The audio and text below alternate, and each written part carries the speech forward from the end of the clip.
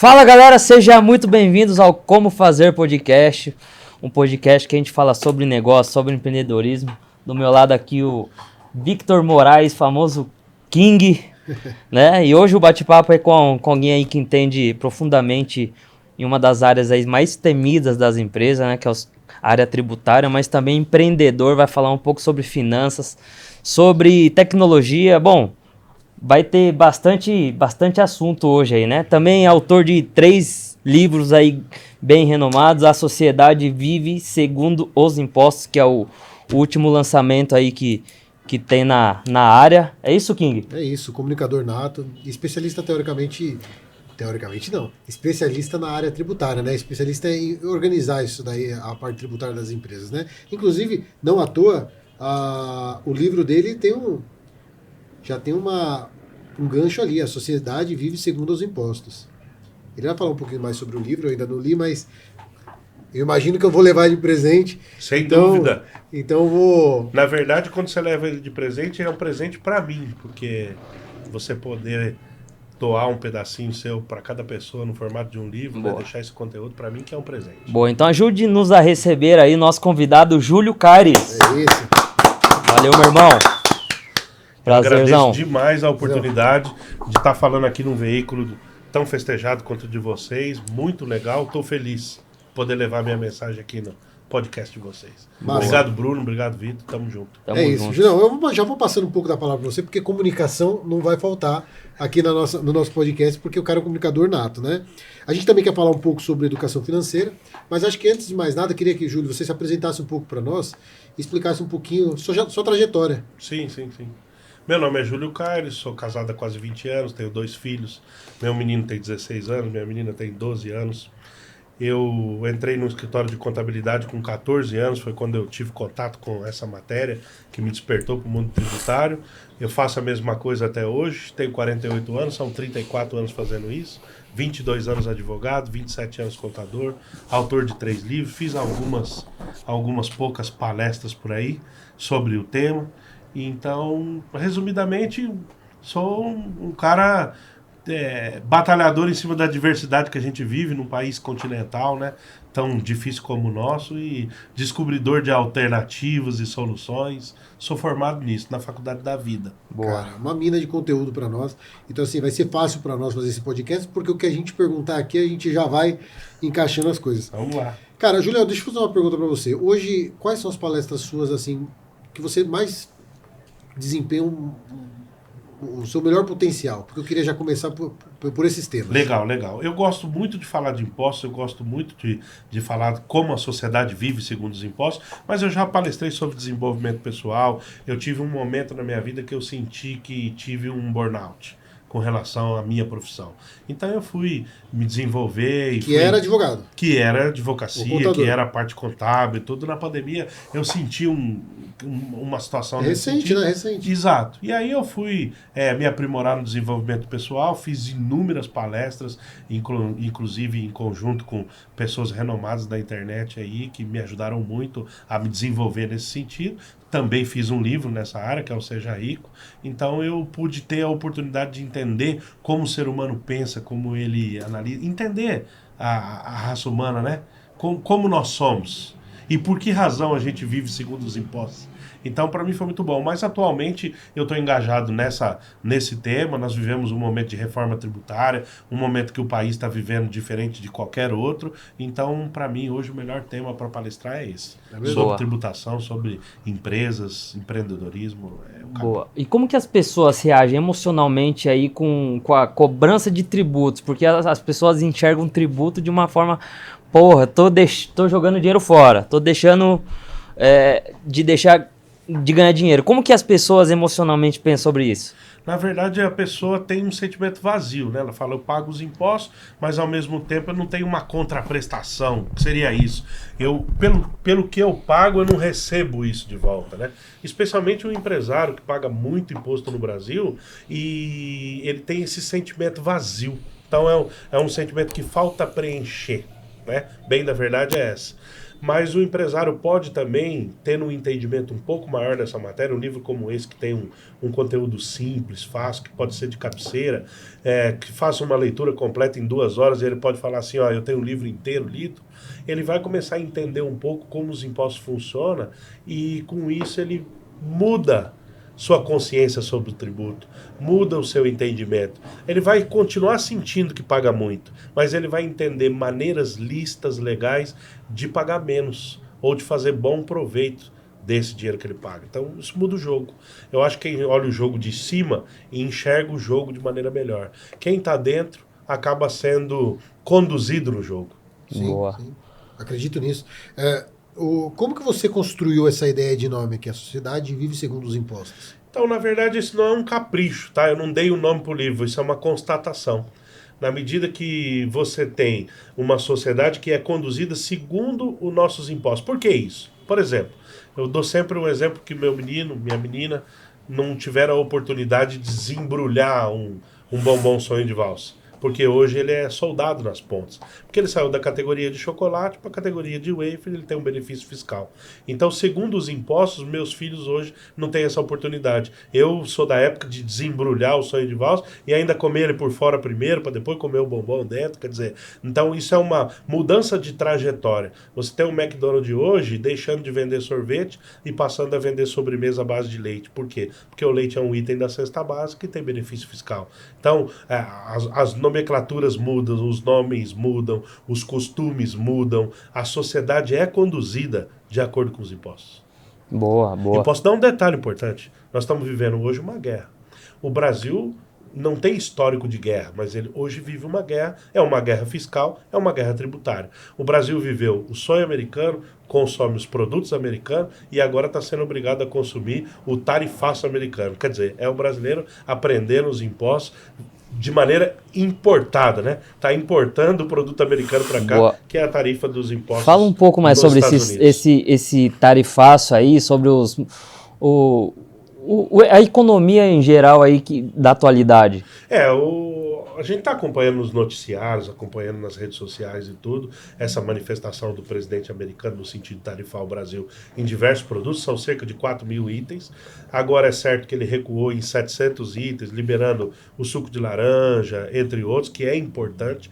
Isso vale dizer, o Brasil entender que nós temos itens importantes para a economia americana, ao ponto de que uma decisão dele faz ele recuar em 700 itens, que dá quase a metade do faturamento do que o Brasil exporta. Então, isso é importante. Por outro lado, a gente tem envolvido nisso uma guerra política, uma guerra fiscal, uma guerra econômica, e que o empresário precisa olhar isso, procurar olhar isso num viés de bons olhos. Porque se você olhar, nossa, tá difícil, agora vai tarifar, vai piorar, agora vai aumentar, vai produzir, o brasileiro é um guerreiro. Né? Um CEO brasileiro com 3, 4, 5 anos vale 20 anos lá fora. Se ele usar essa adversidade para se diminuir, ele fecha a empresa. Dados do Sebrae demonstram que de 3 a 5 anos a maioria das empresas quebra.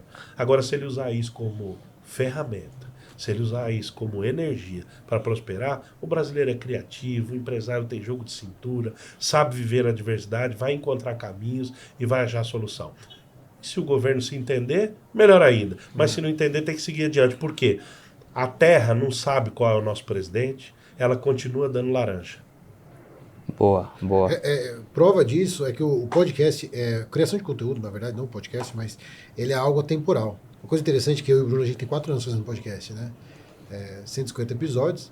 Você é o episódio Parabéns, 160. Hoje é 160, Gui? 161. 161. 161. Que bacana, hein? Ou seja, a gente faz 42 episódios por ano. Né? E por que essa provocação? Porque, teoricamente, provável, em média, cada podcast é escutado 30 vezes, 40 vezes por dia.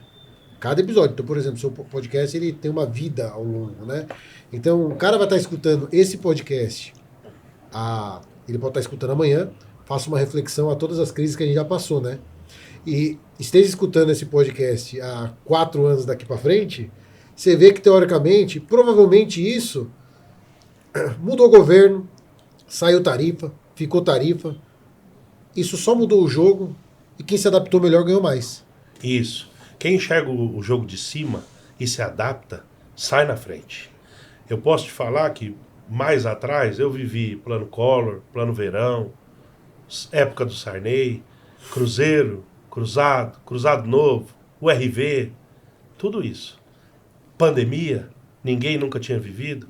Quer dizer, quem se adapta a isso sai na frente. Na pandemia a gente viu que cresceu o delivery, cresceu outras atividades, etc. Nós estamos passando por uma crise novamente. O Brasil passa por um ambiente de instabilidade.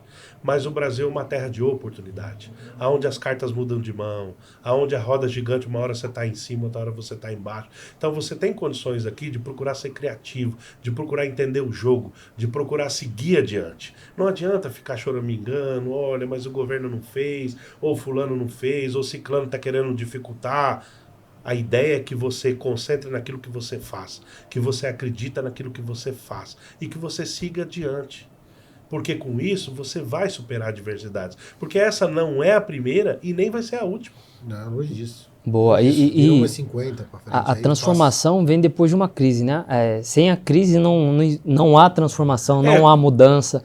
Então é importante a gente entender o momento, né? A crise, gerar essa transformação e sair da zona de conforto para... Às vezes a pessoa está na zona de conforto ali e não dá o próximo passo ou não busca o crescimento. Então, às vezes, isso vem para movimentar o mercado e fazer com que as coisas se movimentem, né? De alguma forma. Sim, você vê, Bruno, Vitor, você falou muito certo.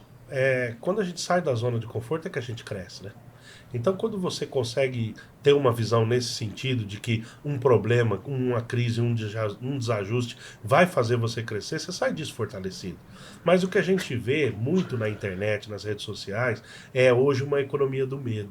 São pessoas pregando situações ainda mais difíceis do que ela está, dizendo que ainda vai piorar muito mais, para no final um arrasta para cima, um clique aqui, um me chama no WhatsApp para vender uma palestra, para vender um cursinho. Quer dizer, é uma economia do medo colocada na cabeça do empresário para depois vender um curso para ele. Então, o que eu quero aqui é procurar chamar a atenção do empresário para ele selecionar o conteúdo. Hoje a gente tem mais do que um controle remoto na mão. Hoje a gente tem como mudar de rede social, ouvir outra pessoa, ter uma reflexão diferente, entender mais pessoas falando sobre o mesmo assunto e não cair, de repente, numa copy, né? Que no final, te vender um curso. Pregar uma dificuldade, um pânico que vai vir. Nossa, eu ouço muito sobre reforma tributária, que as alíquotas vão passar de 29%, etc. Não tem nada disso regulamentado ainda. Sequer quem vai regulamentar pode estar lá, porque o ano que vem nós temos eleições de Senado, de deputados federais. Quer dizer, muitas pessoas podem não reeleger, outras vão se eleger. Então nós não sabemos disso, mas já tem gente na internet fazendo previsões. E as previsões são sempre... Isso vai ser difícil para você. Se você não tiver antenado, se você não cuidar agora, você vai ter problemas incalculáveis. E no final vem... Entra aqui na minha palestra, entra aqui no meu curso. A pessoa precisa ter essa malícia na internet para entender que aquele medo, aquele pânico está sendo colocado para depois te fazer uma venda. Se você puder selecionar conteúdo que de fato faça sentido quando você ouve. Porque por mais que você ouve um conteúdo, ele precisa fazer sentido quando você ouve ele.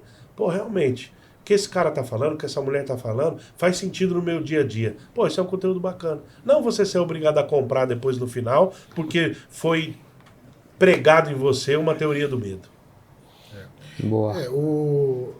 Acho que é tudo um roteiro comercial, né, que é desenhado para imprimir necessidade, né? E aí isso de alguma forma cada vez vai me assustando, né? Por exemplo, a gente liga uma televisão, vai ver notícia ruim porque notícia ruim vende, não vai ter jeito.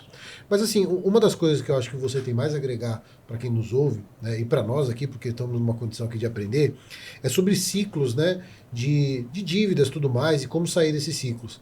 O que você tenta trazer para quem está com você, te acompanha e tudo mais, como grandes insights e vetores aí para mudar ciclos negativos?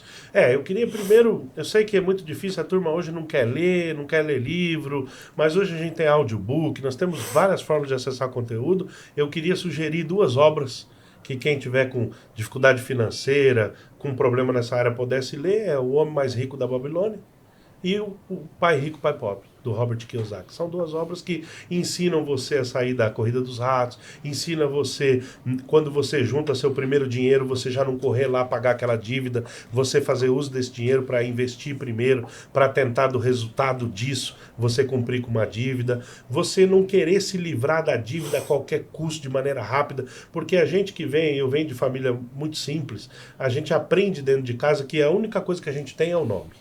Então, quando você cria uma crença como essa, você corre solucionar isso a qualquer custo. E muitas das vezes você busca o pior caminho, a pior saída, fica enterrado em dívida há muito tempo. Então, essas obras mesmo, ela explica você poder atingir a sua condição financeira de maneira melhor, buscando outras alternativas, procurando, arrumando mais um outro trabalho, ou tentando aprendendo a vendas, vender produto fora do seu expediente. Hoje você muitas vezes trabalha home office, você tem liberdade dentro de casa para ao mesmo tempo estar estudando, se desenvolvendo, melhorando, se tornando uma pessoa melhor, para você aí então fazer frente às dívidas. Então é muito melhor você investir em aprimorar a sua capacidade antes de você buscar saldar as suas dívidas.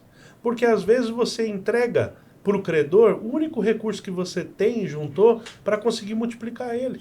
Eu não estou incentivando aqui o cara a ficar inadimplente, mas tem a hora certa de quitar a dívida.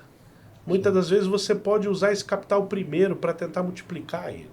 E aí, lógico, para tentar multiplicar, procura fazer aquilo que você sabe melhor. Procura desenvolver aquilo que você tem de melhor, de positivo. Tem um filme americano que mostra um cara que queria jogar futebol americano de qualquer jeito na vida dele. Mas ele não tinha um porte físico para isso. Mas ele treinou durante 20 anos e ele conseguiu jogar 3 minutos uma final da NFL. Se ele tivesse usado esses 20 anos para fortalecer seus pontos fortes, ele tinha feito o que ele fez em 20 em 3. Por quê? Porque a gente tem mais condição de fortalecer nossos pontos fortes do que a gente ficar desenvolvendo ponto fraco. Então, às vezes, você procurar ser uma pessoa melhor, melhorar a sua capacidade, você vai enfrentar a dívida de maneira melhor. Quando você é uma pessoa melhor, depois você olha para trás e fala, nossa, aquela dívida ela ficou tão pequena pela capacidade que eu tenho hoje. Só que quando você está nela, você não se sente assim. Então você tem que melhorar a sua autoconfiança, você tem que procurar conviver com outras pessoas que passaram ou chegaram onde você pretende chegar, para que você possa renovar sua crença, para que você possa entender que aquilo é possível. E dali sim você fala, não, com isso eu vou realizar. Toma cuidado para a dívida não derrubar você naquilo que você tem de valor. Às vezes você se sente desvalorizado porque você tem uma dívida. Você se sente desvalorizado porque está devendo. E pelo contrário, se você está devendo é porque alguém te deu crédito. Porque você tem capacidade de gerar riqueza. E se você entender e acreditar nisso, você consegue com isso os recursos para pagar riqueza. Boa. Boa. Isso é interessante, para pagar né? dívida, né? É uma visão muito mais robusta do ponto de vista financeiro. Porque a gente tem realmente, né, a educação financeira em geral, ela nos oprime um pouco, né? De alguma forma, as pessoas elas procuram sempre uma situação de menos risco, mais conformidade, só que isso vai limitando toda a capacidade dela de gerar resultado no longo prazo. E pensando nisso, né, a gente entra muito numa linha de educação financeira, né?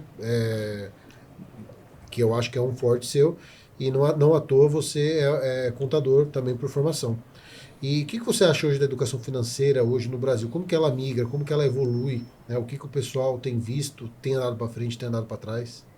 Eu acho que a educação financeira nas escolas, por exemplo, ela é quase nula. Nula, ela é né? inexistente.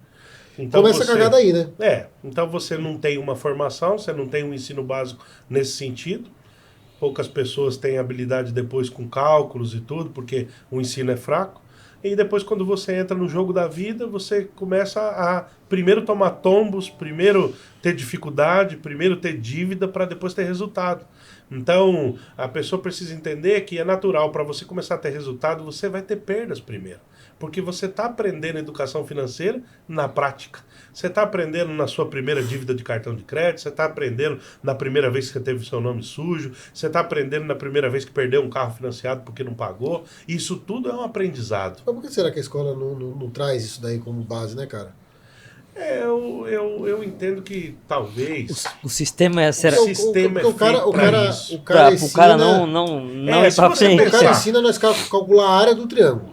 Não desmerecendo. O cateto da hipotenusa. Triângulo. Porque uma coisa não anula a Pitágoras. outra, né? É. Mas assim, o cara... O valor cara- de pi, né? Mas porra, velho, aí a gente descobre a porra do clima do Pantanal do outro país e não descobre a agronomia nossa aqui da região. O Rio Nilo do Egito. Não fala sobre juro composto, né? Pô, então, Entende? composta. Então, quem começa a entender o que é juro composto, quem começa a entender o que é taxa de juro, o que é Selic, o que é valorização, o que é correção monetária, começa a entender o jogo de uma maneira diferente. Começa a entender que muitas das vezes você quer abreviar um sonho, trazendo ele para agora, à custa de um financiamento muito alto. Você às vezes abrevia um resultado seu por conta de trazer essa realização do sonho de maneira imediata. Como que foi sua curva de conscientização com relação a isso? Você, em algum momento, você percebeu que estava fazendo alguma coisa errada? Ou desde o começo você já tinha esse discernimento? Não, eu vou fazer assim, eu não vou me enfiar em financiamento, eu vou tomar primeiro, ter o capital primeiro para fazer isso. Como que foi essa construção de mentalidade sua? Não, eu aprendi quebrando. Eu aprendi devendo carro, eu aprendi tendo meu nome no Serasa, no SCPC, É bom que essa eu aprendi faculdade devendo. A faculdade da vida. Eu aprendi devendo. Eu não sou um cara que Só é escreve cara, né? um livro sobre dívida. O meu primeiro livro chama O Livro Negro para se Livrar das Dívidas. Eu não estou contando uma história, eu estou contando a história da minha vida. Eu aprendi quebrando. Eu aprendi tendo o nome no Serasa, no SCPC, restrição, perdendo o carro para financiamento, tendo dificuldade de pagar casa financiada. E é por isso que muitas das vezes eu aconselho, olha, se você vai comprar uma casa financiada de 30 anos, você às vezes está impedindo diversas oportunidades ao longo da sua vida por ficar preso naquele lugar, naquela cidade, naquele bairro, por conta desse compromisso que você assumiu. Eu não sou contra o indivíduo ter a casa própria. Muito pelo contrário, eu sou muito a favor de que o cidadão possa ter a sua casa. Eu sou contra você participar do enriquecimento dos bancos, porque o banco, ele enriquece com o financiamento da casa própria. Ele cria na propaganda o sonho da casa própria e faz você comprar o imóvel 3 vezes o valor que ele vale. E por muitas vezes, como a estabilidade ela não existe, você não consegue ficar 30 anos num emprego estável, você acaba inadimplindo, refinanciando, perdendo a casa, sua casa vai para leilão e aquele cara que pensa diferente arremata a sua casa no leilão. Agora, como que você pode confiar que você vai fazer um financiamento de 30 anos porque você está num bom emprego, se às vezes a própria empresa que você trabalha não vai durar 30 anos? São poucas as empresas no Brasil que têm o CNPJ com mais de 30 anos. Então, como você pode entender que essa estabilidade que você tem naquele trabalho é suficiente para você encarar isso? Aí, o que eu te falo? Por conta desse financiamento, você aceita tudo e qualquer coisa no seu trabalho, você aceita uma mudança de cargo que não vem, um reconhecimento que não vem, você não bate o pé, você não questiona, porque você fala, eu tenho que cumprir com esse financiamento. Aí você leva 30 anos da sua vida cumprindo com isso, e quando você vai acordar é tarde demais. Então eu não estou dizendo para a pessoa não ter a casa dela, mas eu estou dizendo que ela não pode se restringir 100% ao cumprimento disso, a esse sonho da casa própria no financiamento de 30 anos. Eu não sou a favor dessa modalidade de compra. Eu sou a favor de você primeiro melhorar a sua capacidade de geração de renda. Quando você melhora a sua capacidade, ou empreendendo, ou estudando mais, ou mudando de cargo, ou aumentando sua condição dentro da empresa, ou vendendo mais, ou entendendo, sendo um profissional melhor, você aumenta a sua capacidade de ganho. Quando você aumenta a sua capacidade de ganho, suas oportunidades de compra são outras. Porque o mercado oferece esse mesmo imóvel, que você está comprando ele por 300 e pagando 900, oferece ele por 30% no leilão. Para aquelas pessoas que melhoraram a capacidade primeiro e juntaram recurso para comprar. E diga-se de passagem, muitos leilões ainda vendem de maneira parcelada. 30 vezes, né? Geralmente, entende? Né? Então, 5% de entrada e 30 vezes. Exato, mas 30% do valor. Com deságio, né? Exato. Então o que acontece? Aquele sonho que foi plantado na sua cabeça, o sonho da casa própria, ele custa muito caro. Ele custa as oportunidades da sua vida. Ele custa você, às vezes, ter medo de pedir a conta no emprego para empreender no seu próprio negócio, porque você tem aquela prestação. Ô, Júlio, mas deixa eu falar uma coisa para você. Eu acho que talvez tenha uma cagada aí da mentalidade de terceirizar a responsabilidade. Porque eu acredito e tenho certeza, não só acredito, como isso para mim é fato, é verdade, matematicamente, né, a conta de trás para frente, comprando agora, financiando, tal, tudo mais. Lógico que, como a gente estava conversando antes, acho que cada situação é uma situação, mas na regra acaba se aplicando muito o que você disse. E um dos grandes problemas, em geral, de desenvolvimento pessoal, é a pessoa ter a disciplina de guardar dinheiro, procurar se evoluir, gerar cada vez mais renda para poder chegar nisso daí. E aí Não, a pessoa... mas aí, Bruno, Vitor, eu vou falar uma coisa. Eu nunca fui um cara disciplinado. Não? Eu nunca fui um cara de cumprir horário. Eu tenho 3 meses de registro na minha carteira que eu trabalhei na Coca-Cola como vendedor em 97. Então eu não tenho perfil para ser um bom funcionário. Não tenho disciplina nenhuma. Mas quando... Esse não é o caso de você comprar um imóvel através da disciplina, poupando, perdendo a oportunidade de fazer um bom passeio, de conhecer um restaurante novo com a sua família, de comprar um bom tênis, uma boa roupa. Não é nesse sentido que eu falo. É no sentido de você melhorar a sua capacidade de geração de renda ao ponto de você conseguir cumprir com essas coisas básicas e começar a sobrar dinheiro para que você possa aí então poupar para comprar. Você começa a entender que o valor que você começa a ganhar, ele supre já aquelas necessidades básicas e ele começa a sobrar. Sim.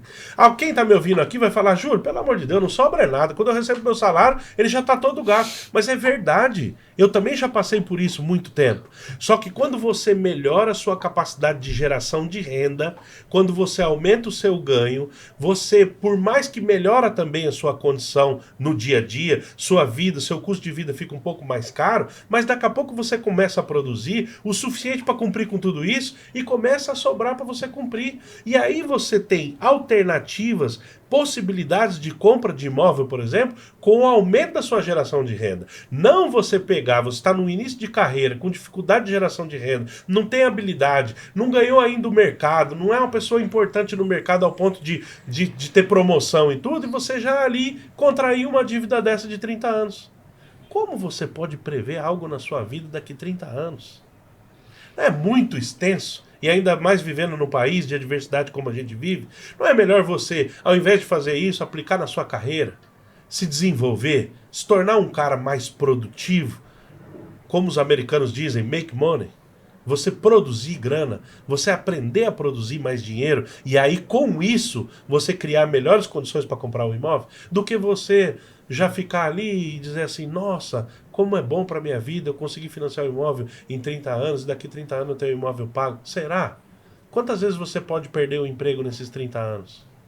Quantas oportunidades de negócio você deixou passar porque você teve medo de perder o emprego nesses 30 anos? Quantas vezes você poderia ter montado a sua própria empresa e você não saiu do trabalho com medo desse financiamento? Então o que eu quero dizer com isso? O sonho da casa própria muitas vezes se realiza daqui a 30 anos, com o imóvel pago, mas frustra outros milhares de sonhos que você deixou para trás ao longo desses 30 anos. Como você pretende deixar um emprego com ganho fixo e empreender se você tem uma prestação da casa que você mora? Eu poderia entender, Júlio, que teoricamente o caminho que parece ser mais fácil, teoricamente é o caminho que poderia ter mais risco? Exato, e que limita mais as pessoas. As pessoas ficam limitadas porque elas entram no que o Robert Kiyosaki chama de corrida dos ratos, no livro O Pai Rico, Pai Pobre. Você assume um compromisso de 30 anos e por conta desse compromisso você se limita profissionalmente, você se limita financeiramente para cumprir com aquilo ali. Você fica com medo de inovar, você fica com medo de alçar voos mais altos, você fica com medo de empreender, você fica com medo de pedir a conta naquele emprego que você está insatisfeito. Você às vezes não produz bem porque está no emprego errado, no lugar errado. Às vezes você tem habilidade para outra coisa, mas você não tem coragem de sair porque você assumiu um financiamento de 30 anos. Ô Júlio... Olha, vamos pensar aqui, se você mora numa casa e paga um aluguel de 5 mil, você consegue sair desse aluguel de 5 mil para um aluguel de 1.000. Mais rapidamente, se necessário for, se você está num momento da sua vida que você está melhorando sua capacidade de geração de renda. Agora, se você assume um financiamento de 5 mil reais, você não consegue diminuir ele para 1.000. Você vai inadimplir e vai perder seu imóvel. Ou você vai arrumar empréstimo para pagar ele e vai ficar cada vez mais preso naquele trabalho que você não gosta. Quantas pessoas hoje acordam cedo, pegam 2 horas de transporte público, vão para o trabalho, voltam mais 2 horas para chegar em casa e estão insatisfeitas com o trabalho e com o ganho. Mas não pode pedir a conta porque está com compromisso do financiamento da casa própria, do sonho da casa própria. Eu não sou contra o indivíduo ter a casa dele, mas eu sou contra ele, no começo de carreira, entrar num compromisso como esse. Boa. Ô, Júlio, quando você escreveu seu primeiro livro, Saindo das Dívidas, é isso? Isso. O livro negro para se livrar das dívidas. Boa. Você, em algum momento da sua vida, você entrou nesse déficit, aí, nessas dívidas. Quais foram as decisões que você tomou e quais provocações que você fez para você mesmo, para você startar algo novo, sair daquele lugar? Eu perdi o medo da dívida. Eu aprendi a negociar. Eu aprendi a postergar a dívida. Eu aprendi a viver com ela. Porque você dormir com a dívida, você acordar com a dívida, você aprender a produzir, fazer negócios novos, estudar, se formar um outro profissional. Eu tinha dívida antes mesmo de me formar advogado. Eu tinha dívida antes mesmo de me formar contador. Eu consegui me formar com 2 profissões tendo dívida. Aliás, eu me formei na advocacia devendo a faculdade. Eu repeti a 5ª, eu repeti a 7ª, eu repeti o 3º colegial, e isso não me dificultou de escrever 3 livros. Isso não me dificultou de prosperar na minha carreira, de prosperar financeiramente. Eu aprendi com as dívidas a conviver com ela. O que as pessoas querem é se livrar da dívida rapidamente e a qualquer custo. Mas isso faz, às vezes, ela achar o pior caminho para se livrar da dívida. Então, quando eu escrevi esse livro, eu entendi que eu tinha que passar aquilo que eu vivi como experiência para que outras pessoas que estão ouvindo a gente agora entender que ela não é pior do que outras pessoas porque ela tem uma dívida.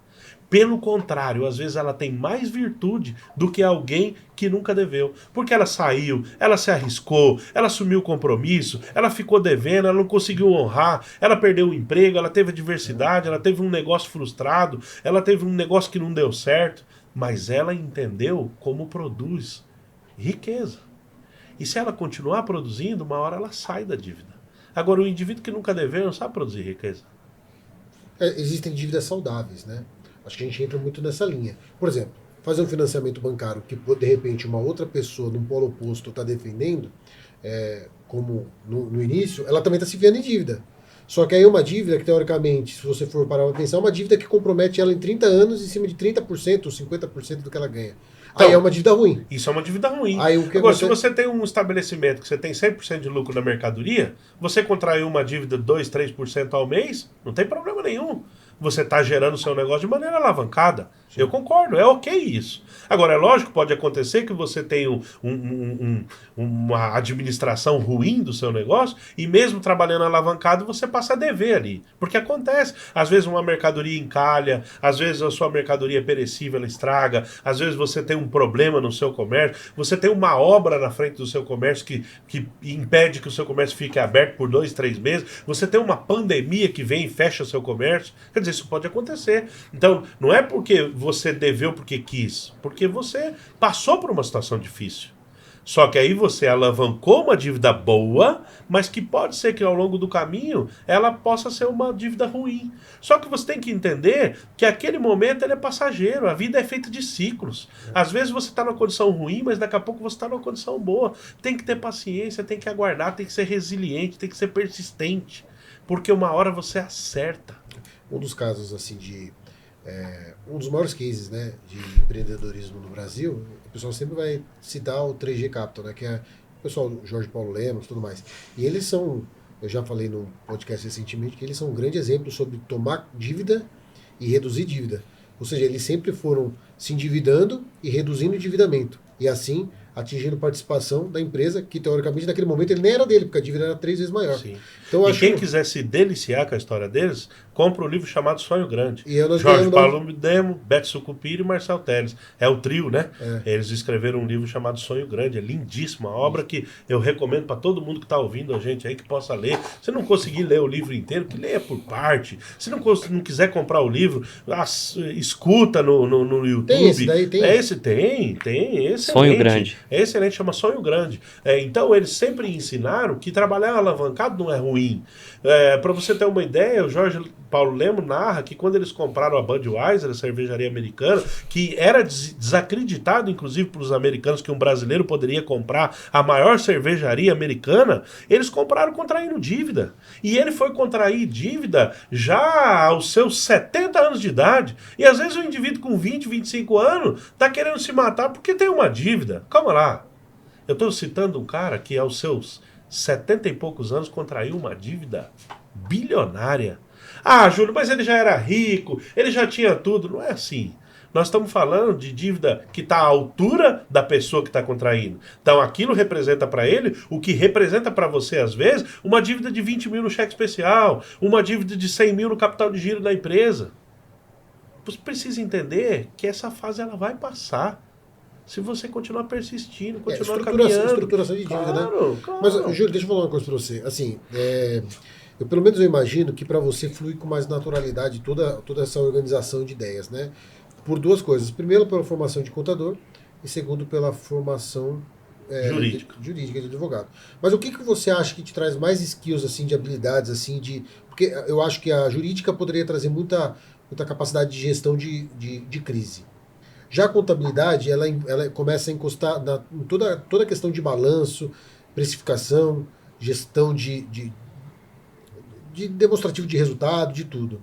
E essas duas ferramentas que você tem mentalmente, como que elas se organizaram na sua cabeça, por que você procurou elas e qual delas colabora mais para você do ponto de vista assim, global de negócio? Na verdade, eu entrei no escritório de contabilidade com 14 anos e por conta disso eu fui estudar na área, eu fiz colegial técnico de contabilidade, me formei técnico em contabilidade em 97, tirei o CRC. Depois eu entendi que a contabilidade ela registra aquilo que aconteceu e quem questiona é a advocacia. Aí eu fui fazer direito, me formei em 2002, advogado, tirei meu OAB no começo de 2003, então eu entendi que essas matérias se completavam. E no curso da minha profissão eu fui entendendo também que outras soluções também são viáveis. Você entender o desenvolvimento humano, você entender como o ser humano pensa. E para mim, uma das maiores habilidades que eu tenho não é nem a formação jurídica, acadêmica, e nem a formação contábil. É a crença muito forte que eu tenho na fé. Porque eu acho que depois que os números se esgotam, que a legislação se esgota, aí entra a fé, você acreditar que é possível e tocar em frente. Então, eu tenho mais respaldo nessa habilidade com relação à fé do que nas ciências que eu tenho de formação. Então eu acho que o indivíduo que está em casa nos assistindo, que não tenha nenhuma dessas formações, ele tiver fé e ele seguir adiante realizando, porque a fé sem obra é morta, ele pode adquirir habilidades maiores do que essas que eu me formei e sair de situações mais difíceis do que as situações que eu tenho habilidade de sair. E hoje você tem acesso à informação, o conteúdo, ele não é hoje mais tão primordial, tão rico. Você tem acesso a conteúdo o tempo todo, só que você precisa ter coragem de aplicar o conteúdo. Eu sempre brinco isso. O indivíduo que compra uma garrafa de vinho de 20 mil reais, ele não é mais corajoso do que o indivíduo que compra e tem coragem de abrir a garrafa de vinho. E eu vou mais além. O inteligente trabalha para o corajoso. Isso é fato. Em todos os lugares. No setor privado, no setor público, em todos os lugares. Então, muitas das vezes, melhor do que você buscar ciências de formação, é você criar coragem. Na Bíblia tem uma frase que é muito falada em vários e vários livros da Bíblia. Seja forte e corajoso. Então, se você adquirir essa habilidade, ela vale muito mais, viu, Bruno Vitor? Do que a ciência contábil, do que a ciência jurídica, ou do que a ciência de que um ouvinte que está nos assistindo possa entender e se espelhar por ela. Porque quando o seu alicerce é só com base naquilo que você estudou, naquilo que você pautou e tem o dinheiro guardado, tem indivíduo que ele abre o extrato dele e fala, bom, eu tenho tanto na conta, eu estou seguro. Ah, esse cara está perdido. Vale muito mais você falar assim, eu tenho fé que naquilo que eu vou fazer vai dar certo. Porque a palavra ela realiza, o mundo foi feito na palavra. Deus disse, haja luz. Então, o mundo foi construído na palavra. Então, se você puder, não estou falando de religiosidade, eu estou falando da Bíblia como um livro de consulta, assim como é o Código Civil, o Código Penal, a Constituição, os balanços, os balancetes, os livros contábeis, os livros tributários, o livro A Sociedade Vive Segundo os Impostos, você também se pautar como decisões na sua vida, as decisões de natureza espiritual. Porque ela também te traz essa segurança. E às vezes você se torna mais corajoso. Eu costumo dizer que uma das ferramentas que eu mais uso é, todas as vezes que eu tomo banho, eu me ajoelho e faço uma oração. E dali eu levanto mais fortalecido, mais confiante, com mais vontade de fazer. E muitas das vezes até as coisas que dão errado cooperam para dar certo naquilo que você quer realizar. Então, para mim, a habilidade que eu tenho melhor é a fé. Agora essa outra aí, que você falou da advocacia, da contabilidade, essas foram vindo. Não sei nem por quê. Porque eu não tinha essas habilidades na família como herança. Elas foram sendo conquistadas. Sim, sim. Mas a capacidade assim, porque acho que você é um cara muito, eu vejo, né, pelo menos, desenho você com uma personalidade corajosa, tem uma facilidade de acesso. Eu vejo dessa forma. Você acessa, dá sua opinião, recebe a contra-opinião, ou não, ou é acolhido, e isso vai de uma forma natural, né? E eu vejo que uma das habilidades que você desenvolve, né, em cursos, né, e treinamentos, não sei, Sim. Que eu vejo que você repassa o desenvolvimento pessoal. Sim. Boa parte disso, eu acho que está atrelado a realmente a pessoa entender que ela tem esse acesso, ela tem que se permitir também ter esse acesso. E até onde você consegue contribuir para nós agora numa resposta, o quanto isso pode impactar ou aonde que está a sacada disso? Eu acho que o indivíduo ele tem que procurar entender quem ele é, quais são suas capacidades, e ele acreditar que ele pode. Ele se autovalorizar. Tem uma entrevista do Cristiano Ronaldo que ele diz assim, eu sou o melhor. Porque se eu não disser que sou o melhor, quem vai dizer? Entende? Então o desenvolvimento pessoal ele está muito ligado a você fortalecer o seu eu interno dentro de você. E isso não é arrogância, isso é confiança.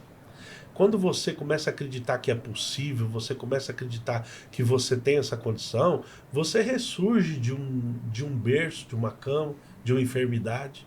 Você ressurge de uma empresa quebrada, de uma falência, de uma perda de emprego. Você ressurge de dentro para fora. Porque se você estiver dentro de um carro quebrado, ninguém vai parar para te ajudar a empurrar o carro. Você vai precisar descer do carro, sozinho, e começar a empurrar e movimentar ele devagar, com dificuldade, para aí sim um olhar e falar, ô, meu cara tá empurrando o carro, eu vou ajudar também, o outro desce, o outro vem, todo mundo empurra. Mas se você ficar lá dentro do carro, todo mundo vai passar direto, ninguém vai descer para empurrar o carro. Então você precisa dar o pontapé inicial, e para isso tem que acreditar. Eu vejo pessoas hoje, que talvez estejam nos assistindo, que tá deitado numa cama sem vontade de nada. Sem vontade de sair para procurar um emprego, ou sem vontade de sair para trabalhar, ou sem vontade de sair para tocar a empresa. Por quê? Porque essa autoestima baixa tomou conta, essa negatividade tomou conta. Isso precisa ressurgir de dentro de você, porque ninguém vai te dar oportunidade se você não descer e começar a empurrar o carro. Para dar um pontapé inicial, ele tem que eliminar algumas crenças, né? Crenças... Quando se fala de crença limitante, né? Parece até papo de coach. Mas vamos falar a real.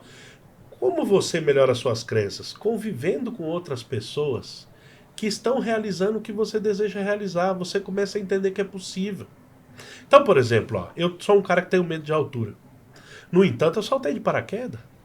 Mas para mim saltar de paraquedas, eu tive que conviver com pessoas que saltavam de paraquedas. E eu falei, pera um pouco, esse cara tá aqui embaixo, ele tava lá em cima, chegou, tá vivo, e subiu de novo e veio, e no outro final de semana saltou de novo. Aí o que eu fiz? Eu firmei um desafio de dar uma palestra no domingo de desenvolvimento pessoal, que dentre os temas falava do salto de paraquedas. E eu disse assim, como é que eu vou falar sobre salto de paraquedas se eu nunca saltei? Eu fui no sábado e saltei. Foi saltar em Boituva? Eu saltei em Boituva. E aí, foda? Demais. Tá louco, eu não subi nem no telhado de casa, saltei 4. Desbloqueou ou não? Total. Então, assim, você precisa superar. Cara, você acha que quando você anda de helicóptero, você anda fazendo festa lá em cima? Não tem machão lá em cima, não. É claro que você fica apreensivo, é claro que você fica de olho se a aeronave está tendo um comportamento diferente, mesmo sem entender, seu instinto está ali tentando te defender. Só que você vai deixar de voar por causa disso? Você vai deixar de ter uma oportunidade por causa disso? Então precisa se jogar, né? O medo ele é um limitador. Agora existe o medo físico e existe o medo da alma. O medo físico ele é saudável, porque ele impede você perder um braço, ele impede uma queimadura, ele impede você perder um dedo, ele te protege fisicamente. Agora o medo da alma, ele impede os seus sonhos. Quando você vê o cara enterrado lá no cemitério, você vai observar que ali devia estar escrito: eu sonhei em abrir uma empresa, não abri. Eu sonhei em fazer uma viagem para o exterior, não fiz. Eu sonhei em trocar de carro, não fiz. Eu sonhei em trocar de carros, eu não fiz. Eu tô aqui morto, não realizei. Então a vida ela é rápido. A vida ela é passageira, ela é trem-bala, né? A gente tem que realizar. Agora, vai errar, vai quebrar, vai dar errado. Mas se você não acreditar que é possível fazer de novo... A Coca-Cola vendeu meia dúzia de garrafa no primeiro ano. Hoje, o maior concorrente da Coca-Cola é a Coca-Cola Zero, que talvez esse ano vai passar a Coca-Cola. Mas no primeiro ano não vendeu nada. Entende? O dono do KFC foi descobrir o auge, o topo, com mais de 60 anos. Quer dizer, às vezes a oportunidade vai vir para você em outro momento e você está querendo antes. Tem que ter paciência, tem que ter resiliência, tem que ter persistência. Eu nunca fui um cara disciplinado, mas isso não me impediu de produzir resultado. Porque cada um tem o seu modo de produzir resultado. Eu vejo pessoas na internet pregando: não, para que dê certo você tem que todo dia no mesmo horário fazer isso, fazer aquilo, e no outro dia repetir e tal. Mas provavelmente ele não fez para começar, né? Talvez não. Mas se para essa pessoa deu certo, ok, você tem que entender o que dá certo para você. Ah, mas deu nada. Esse daí é que ela faz hoje para longevidade e tudo mais, mas no começo... Exato. Era skin game. Agora, você tem que entender o que dá certo para você. Ô Júlio, deixa eu falar uma coisa pra você. Hoje o que acontece? Quando você olha tanto a parte jurídica quanto a parte contábil, né? E querendo ou não, você navega no mundo de desenvolvimento empresarial, o que você vê que é a maior cagada da galera aí? Por exemplo, paga imposto a mais, paga imposto a menos, não faz planejamento. O que você vê isso? Eu acho que a maior cagada da galera é não entender sobre impostos e não querer saber um pouco sobre isso.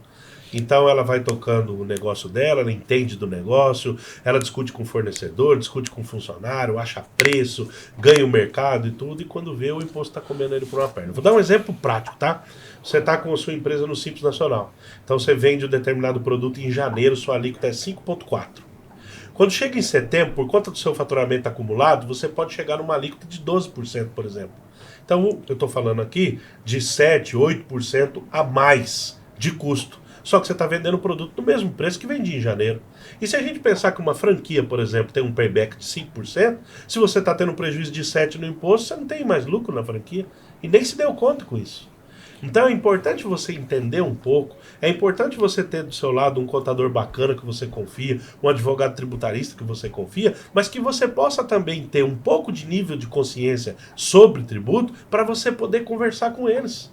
Porque senão você não tem nem condição de questionar, de entender, de trazer às vezes uma solução. Então, o que eu falo? O que eu vejo? Eu vejo a galera dando muita cabeçada. Quer ver? Vou te dar um outro exemplo.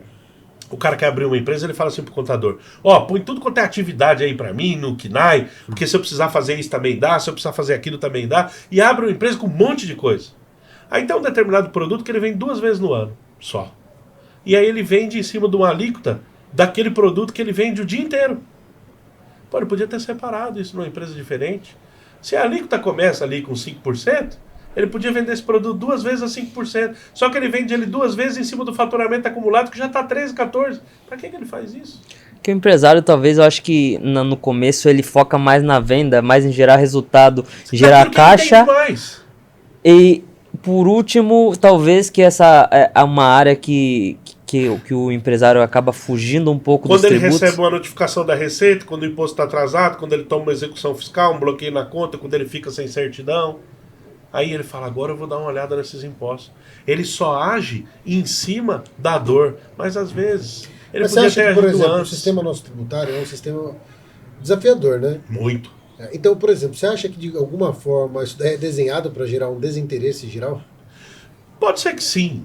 Pode ser que sim, de fato é Ou complexo. os caras é muito burro mesmo de fazer desse jeito. Não, eu acredito que essa complexidade ela é um emaranhado que vai se criando ao longo do tempo, porque as leis vão sendo aprovadas para trazer um benefício aqui ou aumentar ali. O imposto ele não é só arrecadador, ele é regulatório. Se o governo quer vender mais determinado produto, ele diminui o imposto. Se ele quer vender menos determinado produto, ele aumenta o imposto. Por exemplo, na reforma tributária nós vamos ter um imposto seletivo, que é o chamado imposto do pecado. Esse imposto vai ser atribuído com alíquotas maiores em cima do cigarro, em cima de um determinado produto que possa ter um excesso de açúcar ou de sódio. Cogita-se fazer isso. Então, quer dizer, o imposto ele é regulador, então ele tem que mudar o tempo todo, de acordo com a economia, de acordo com a ocasião, de acordo com o clima, de acordo com a safra. Então ele se torna complexo de verdade. Só que se você começa a ter um pouco de compreensão, você entende o jogo de uma maneira diferente. E aí eu quero lançar um desafio. Você tem uma empresa, o seu concorrente tem uma empresa que vende um produto muito parecido. O preço de compra de vocês é quase igual. O preço de venda, o mercado está regulado. Se você conseguir ter vantagem nos tributos de alguma maneira, você sai na frente. Porque o resto você está tentando pelejar com o seu concorrente, que conhece tanto quanto você. Então é importante você elevar o nível de consciência sobre impostos. Eu sei que é chato. Eu sei que os livros sobre impostos são livros técnicos, são livros voltados para quem quer prestar concurso. Não é um livro para você. Eu procurei fazer um livro para que você possa se divertir quando você lê ele. Mas você sai no final desse livro com a sua consciência sobre impostos de maneira elevada. Você fala, vou passar a mão no telefone, vou ligar para o meu contador, vou bater um papo sobre isso, eu preciso achar uma saída melhor, vou fazer uma reunião. Às vezes você não queria nem atender mais seu contador, toda hora que ele vem aqui, ele me traz uma conta para pagar, um imposto para pagar, eu não quero nem falar com ele sobre isso. Você se desperta para uma área que às vezes é a maior despesa da sua empresa e você se nega a olhar para ela. Então, o que eu procuro dizer é que o empresário possa, ou qualquer cidadão possa, entender um pouco sobre os impostos de uma maneira divertida. E dali, ele passa para um outro degrau, e se ele quiser se especializar, ótimo, que faça. Duas coisas, né? Primeiro, curva de conscientização para saber o que está rolando, né? O que está rolando e o que você está pagando. E segundo, que eu acho que é o que você trouxe aí, já é uma regra. Se é uma regra, tá todo mundo sujeito. Então, se é uma regra, das duas uma, ou vai ser uma regra ou vai ser um diferencial competitivo do seu negócio. Isso, quando você entende um pouco, e aí você se cerca de profissionais que estão alinhados com a sua missão, direção, propósito, você vai ter benefício tributário dentro da legalidade. Cria estratégias, que é né? o caso, por exemplo, do biscoito, da sua valsa que você falou no começo. Exato, chocolate e tantas outras que existem. A gente podia citar aqui várias coisas. Por exemplo, você pega um combo do McDonald's lá, o número 1, por exemplo, custa, 30 e poucos reais. É fato que o McDonald's coloca a maior parte do valor desse combo em cima do refrigerante. Na Por quê? Coca-Cola. Porque a Coca-Cola é um produto que tem uma tributação monofásica. O que é isso? É pago já lá na indústria, lá na Coca-Cola, o imposto até o consumidor final. Dá um exemplo então ele não tem mais tributação. Que a gente conversou na semana passada.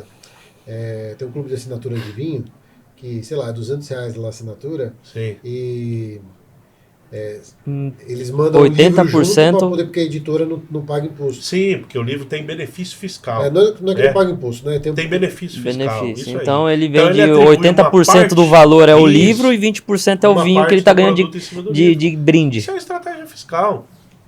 Se pode ser questionado ou não pela Receita Federal, veja, se a legislação permitiu, ou você pode fazer uma resposta à consulta na Receita Federal, ou você pode, então, entender a legislação e aplicar. Tá tudo bem, mas existe benefício fiscal, você consegue analisar seu produto, você consegue entender que tem caminhos. Às vezes, na sua produção, você muda a tampa do seu produto, muda a classificação fiscal do seu produto, baixando a alíquota de IPI, baixando a alíquota de CMS. Você que não quer saber de política e fala assim, Deus me livre, quero nem saber de política, você está perdendo a oportunidade de buscar um estado que tem um incentivo fiscal melhor. Por exemplo, no e-commerce, o Espírito Santo tem uma alíquota menor. Não para quem está no Simples Nacional, tá? Tem muita gente aí vendendo cursinho, palestra, dando a impressão que isso é para todo mundo. Não é verdade. Você que está no Simples Nacional, não muda nada. Você pode ficar aqui no estado de São Paulo, no seu estado, numa boa que está tudo certo. Mas se você alça voos maiores, está no lucro presumido, no lucro real, que você começa a pagar o ICMS de maneira destacada, à parte, separado, você tem estados melhores. Eu posso dar um exemplo aqui, ó. Tem estado que a alíquota do IPVA é mais baixa que de São Paulo. Mas você poderia estar com o seu carro registrado lá. Ó. Júlio, mas eu não tenho endereço. Do interior, né? Eu não tenho endereço em outro estado. Mas você pode abrir uma hold patrimonial lá. Você pode alugar um co-work, um endereço fiscal e constituir uma hold e transferir o veículo para essa hold. Né? Se é um carro só, mas o que acontece? Mas realmente tem isso, porque metade do município, metade do estado e o resto fica para... Não, o que acontece? O IPVA é um imposto estadual, mas tem estados que têm IPVA menores, alíquotas menores de IPVA. Tem estado, por exemplo, que tem isenção total para carro elétrico. Ou se você tem um carro elétrico caro, para que você está num estado que paga o IPVA? Se você pode transferir o seu carro, o Isso estado... não é legal, você está fazendo, não é legal. Você está jogando o jogo. Não é legal. Cara, deixa eu fazer uma pergunta para você. Eu já escutei, uma vez eu escutei isso, né? De um empresário e tudo mais na internet. Não se aplica aos meus negócios, nem eu adoto essa manobra. Mas o reparcelamento, ele tem um juros baixo. Eu não sei se isso é verdade, você vai me corrigir ou confirmar. E o que acontece? Esse empresário específico, ele não pagava imposto durante o ano, porque era uma forma de tomar crédito barato, no final do ano ele reparcelava tudo. Olha só, quando ele faz isso, ele adota uma prática financeiramente correta no seguinte sentido. Quando você toma um dinheiro no banco, você tem juro, correto? Quando você atrasa o imposto, também. Só que o imposto, de tempo em tempo, o governo abre anistia, reduzindo juros e multa. Então significa que torna o seu capital barato mesmo. Inadimplir não é crime. Se você faturou, declarou e não está conseguindo pagar, isso não é crime. E pode ser utilizado como estratégia. Às vezes você pode utilizar daquele valor de imposto para fazer uma reforma na tua loja, ou alguma coisa nesse sentido, e depois você vai lá, parcela o imposto e paga. E está tudo bem com isso. Agora, tem que entender que se você entrar num parcelamento ruim, sem um benefício, não seja um parcelamento incentivado, talvez você possa pagar um juro ainda maior do que no banco, se você tiver créditos bancários melhores. Sim. Então tem que fazer uma análise. Mas isso é uma estratégia. Bom, sei lá, né? É difícil, né? Tem que ver caso a caso. Mas tem que ver caso a caso, claro. Mas você imagina, nós pegamos uma rede de fast food, não vou citar nomes e tal, mas eles precisavam fazer reforma nas lojas para atender uma determinação da franqueadora. E eles não tinham caixa para isso. Então eles utilizaram os impostos do mês a mês para fazer a reforma da loja.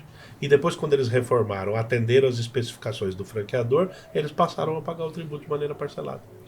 A holding é uma estratégia para reduzir impostos ou você se beneficiar de alguma forma? A hold ela é também uma estratégia de redução de impostos, quando você pode, por exemplo, dentro de uma hold patrimonial, planejar a sucessão do patrimônio, evitando inventário, evitando despesas e tributos com relação ao inventário. É possível fazer isso. A hold também, ela diminui, por exemplo, o imposto sobre uma locação de um imóvel.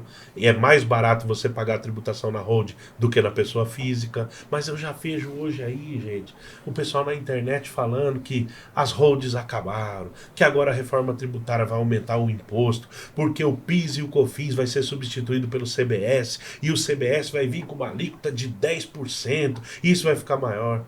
Eu falo, não tem nada aprovado sobre isso ainda com relação ao valor da alíquota. O IBS-CBS começa o ano que vem de maneira ilustrativa 0,10 0,98, totalizando 1%. A turma já está falando que vai chegar a 10, 20. O governo, para aumentar o IOF, arrumou uma oposição danada, uma briga ferrada, teve que recuar, teve que recorrer à justiça. Você acha que eles conseguem majorar com facilidade o imposto de 1% para 10%? Assim? E o empresário já está com medo agora? Você acha que deixa de fazer uma hold com planejamento tributário e economizar hoje, por causa de algo que a reforma tributária vai atingir sua plenitude de eficácia em 2032? Ô, Júlio, e você acha que, por exemplo, hoje a gente já está num teto de arrecadação de impostos? Não, eu acredito que não. Eu acho que a arrecadação ela pode aumentar, mas ela aumenta por vários motivos. Ela não aumenta só aumentando a alíquota do imposto. Ela aumenta quando aumenta a produtividade. Então, quando você produz mais dentro do país ou exportando, você fatura mais e com isso arrecada mais. Então, o aumento da alíquota do imposto não é a única maneira de tentar arrecadar mais. Muito pelo contrário. Mas a alíquota está no limite? Eu acredito que sim. Eu acho que os nossos impostos ele têm alíquotas muito altas. Ele pode diminuir e tentar com isso diminuir a inadimplência do tributo. Eu acho que se o empresário tivesse mais clareza com relação ao que ele paga e uma alíquota menor, ele contribuiria mais. E, por exemplo, o Pix, né? Surgiu aquela história do Pix há um tempo atrás aí. O próprio Nicolas, né, fez um vídeo lá que deu Sim. 300 milhões de visualizações. Sim. E a inadimplência, né? Como que eu vou falar? A falta do pagamento de imposto Bom, de qualquer forma, o empresário não pagar o imposto e tudo mais. Aí o pessoal começou a falar sobre taxar o Pix e tudo mais. Foi algo que eu até olhei, acompanhei, mas você conseguiria explicar para mim melhor? Então, o que acontece? Quando o governo começou a falar sobre o PIX, ele passou uma conotação para a população de que ele ia aumentar a fiscalização sobre o PIX. E, naturalmente, quando aumenta a fiscalização sobre o PIX, ele quer aumentar a taxação sobre isso. O Nicolas fez um vídeo, argumentou e tudo, e o que o Nicolas fez demonstrou que o jovem hoje, se ele tiver um nível mais elevado sobre a consciência tributária, ele tem condição de, através das ferramentas das redes sociais, da internet, fazer com que o governo recue. O que foi esse caso aí, né? O que foi esse caso. Vai ter uma parte da população que vai dizer, não, o governo não recuou nada, porque não existe um imposto sobre o PIX. Outra parte vai dizer, e o país está muito polarizado, vai dizer, recuou sim, porque o Nicolas fez um vídeo eu acho e que ele mostrou foi a bem feliz, verdade, né? e o governo recuou. Ele foi bem feliz porque ele encaixou bem no... Talvez o governo já ia até dar um esclarecimento, porque teoricamente ele nem ia taxar nem nada do tipo, né? E ele encaixou muito bem, eu imagino. A gente tem observado que o governo tem passado uma sensação para boa parte da população que ele é um governo que tem vontade de arrecadar mais. Existe uma outra parte da população que entende que não. Então nós estamos num país muito dividido com ideologias políticas. Então toda vez que sai uma matéria ou sai uma iniciativa do governo, você vai ter uma parcela da sociedade entendendo de maneira negativa e outra parcela entendendo de maneira positiva. Agora o que o empresário precisa entender é que no final é ele que paga a conta. Sim. Então ele precisa compreender isso. Ele precisa compreender sobre o PIX, sobre o pagamento do PIX, sobre como isso vai funcionar. Com isso ele tem mais clareza, independente de qual é o governo. Porque se o empresário ficar esperando o melhor governo para ele deixa de comprar, ele deixa de vender, ele deixa de abrir o comércio pela manhã por causa disso? Eu tenho certeza que não. Porque o empresário no Brasil é um herói. Ele não vai parar por causa disso. Agora é lógico. Se o governo puder fomentar a economia, puder melhorar para o empresário, puder trazer mais benefícios, puder trazer capital mais barato, é claro que isso melhora. Mas se isso não vier, tem que continuar batalhando. Não dá para ficar parado. O que você aprendeu sobre pessoas durante a sua vida? Eu aprendi a respeitar a opinião das pessoas, eu aprendi a ouvir mais, porque eu sou uma pessoa muito falante, comunicativa, então eu sento às vezes com pessoas. Ontem eu fiz uma reunião, um jantar com um cliente, eu fiquei quase 2 horas ouvindo ele. Tenho muito a aprender com ele. Então, o que eu aprendi sobre pessoas é que, primeiro, a gente nunca sabe tudo. Segundo, quando a gente acha que sabe, acabou a vida, porque você não evolui mais. Eu aprendi que as pessoas são diferentes, que as pessoas precisam ter liberdade de expressão, que as pessoas cada um tem seu gosto, seu costume, mas que também a gente vive em sociedade. E aí eu tenho que impedir que a minha liberdade interrompa a sua liberdade, a liberdade do outro. Então, aprendi que as pessoas evoluem, aprendi que nós somos seres humanos produtivos, capazes. É muito bacana sobre isso, porque o ser humano ele tem essa peculiaridade, ele é construtor. Ele é realizador. Ele é. Mas, ao mesmo tempo, ele também sofre com doenças psicológicas, com doenças espirituais, com doenças físicas, com dificuldades da sociedade, etc. Mas se a gente aprender a respeitar a outra opinião e conviver com ela, a sociedade cresce com isso. Boa, boa. De que forma a sua experiência com pessoas assim, te trouxe insights aí para poder trazer isso? De que forma você sentiu confiança em começar a desenvolver pessoas? Eu penso muito assim, quando você vai, por exemplo, mexer com venda, trabalhar com venda, e quem não vende quebra, tudo está envolvido com venda, você precisa entender que a venda ela é emocional, ela acontece na dor ou no desejo. Então, quando você começa a entender isso, você precisa encontrar isso na pessoa para quem você pretende vender. Ela está com dor ou ela está com desejo? Qual o sentimento que ela está? É o momento certo de fechar a venda? Hoje ou amanhã? Você tem que ser Ou no especialista em momento pessoas. Você tem que entender as pessoas. Você tem que entender que às vezes é muito melhor você fazer pergunta do que fazer afirmação. E aqui quero recomendar mais uma obra. Quem puder ler o livro chamado Comece pelo Porquê. É um livro excelente. Ele te ensina a entender que antes de você afirmar, faça perguntas. Quando você faz pergunta, você abre mais o jogo. Você entende mais com quem você está falando. Você compreende a pessoa que está do outro lado. Fazendo perguntas. Através das perguntas, você consegue sair, às vezes, até de pergunta difícil. Às vezes você recebe uma pergunta no aniversário. Pô, quanto você ganha? Às vezes você fica encabulado de dizer quanto ganha. Faz outra pergunta. Quanto você acha que é bom naquilo que eu faço? O que vai mudar pra você? Se você quiser ser um pouco mais decisivo, o que isso vai mudar para você? Quer dizer, quando você devolve outra pergunta, você consegue abrir, de alguma maneira, qual a real intenção da pessoa quando ela está te fazendo uma pergunta. Então, eu acho que, com relação à pessoa, se você quiser se desenvolver mais, aprenda a fazer perguntas. Boa. Antes de tomar uma atitude, antes de chegar a uma conclusão, antes de fazer uma afirmação, faça perguntas. Às vezes, perguntas para você mesmo. Por que eu estou alterado por causa disso? Será que é o momento correto de eu decidir? Será que eu posso dormir de hoje para amanhã? Porque o choro pode durar uma noite toda, mas a alegria vem pela manhã. Então, será que não é possível ter uma noite de sono no meio dessa decisão? Às vezes pode mudar tudo. E isso é relação humana. Aprender a dialogar mais, mas também ser firme quando for preciso. Então, isso é relação humana. Quais são as principais armadilhas que as pessoas que têm no caminho desse desenvolvimento pessoal? Emoção. Eu acho que o emocional derruba a inteligência da pessoa. Às vezes você tem uma capacidade de inteligência muito grande, você vai fazer uma palestra, e se você sentir com o seu emocional abalado, ali te dá branco. Se você deixar o público que está assistindo te envolver emocionalmente, você não consegue desenvolver uma boa palestra. A emoção derruba a inteligência do indivíduo. O indivíduo que é sábio é aquele que consegue conciliar a inteligência com o equilíbrio emocional. Porque o equilíbrio emocional é mais difícil. Você trazer da razão que está aqui no cérebro para a emoção que está no coração, o equilíbrio para tomar uma decisão. Existiu um cara que andou aqui na Terra que mais soube fazer isso com maestria, chama Jesus Cristo. Boa, boa, boa. Júlio, estamos chegando aí nos momentos finais. Quanto tempo aí, Gui? Já 1 hora e pouco de episódio? Que delícia. Passou rapidão, papo vocês. bom. É um privilégio. Não, E tem queria umas que você perguntas aqui, deixasse pra galera aí, o Vitor vai fazer mais perguntas mas também. deixa eu só fazer uma pergunta que vai complementar isso. Tá bom. Você falou sobre o desafio do desenvolvimento, as principais armadilhas, desculpa, do desenvolvimento pessoal. Quando a gente traz essas armadilhas do desenvolvimento pessoal, pessoas, né? O empresário ali, o empreendedor é uma pessoa normal, mas ele tem esse CNPJ e tem essa gestão de crise aí. Quais são as principais armadilhas para essa persona aqui? Esse cara O empresário, né? O empresário, muitas das vezes, ele quebra de dentro para fora, né? Às vezes ele está com problema familiar, ele está com problema de autoconhecimento, ele quebra a empresa dele por causa disso.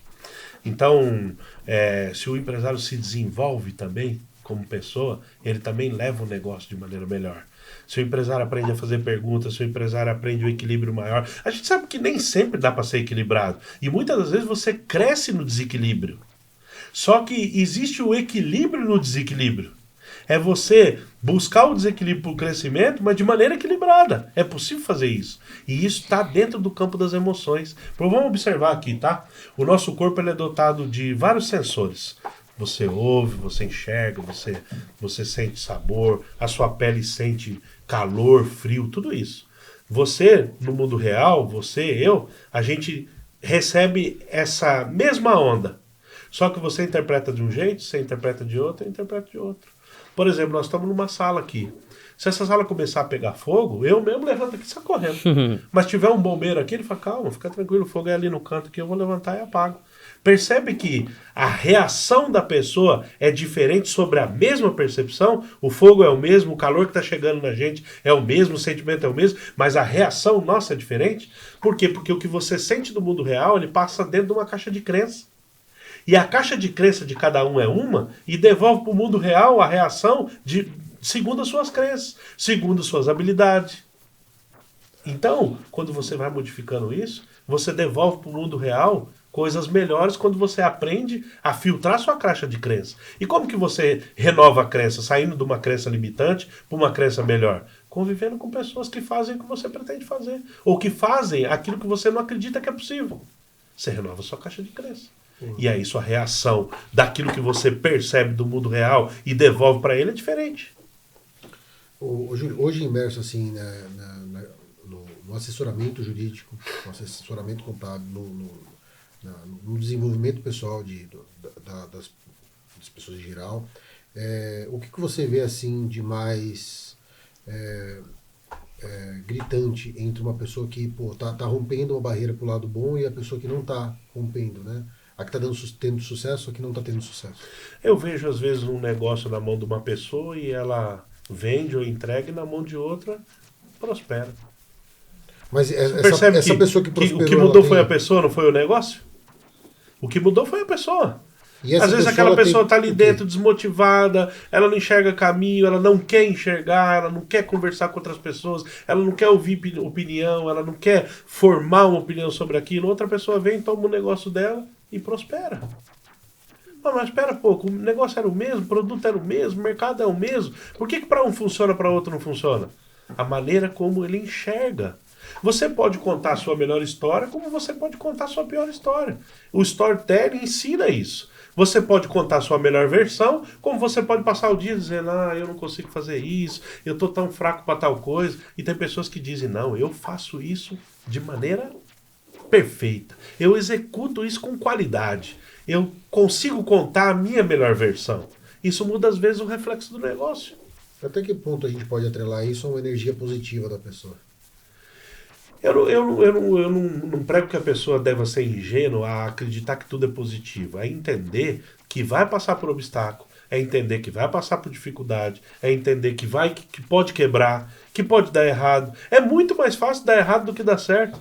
Você vai ter que tentar várias vezes para poder acertar, para entender qual que é o melhor caminho. Às vezes a pessoa faz um vídeo na internet e viraliza. Será que ela sabe mesmo o que foi que ela fez?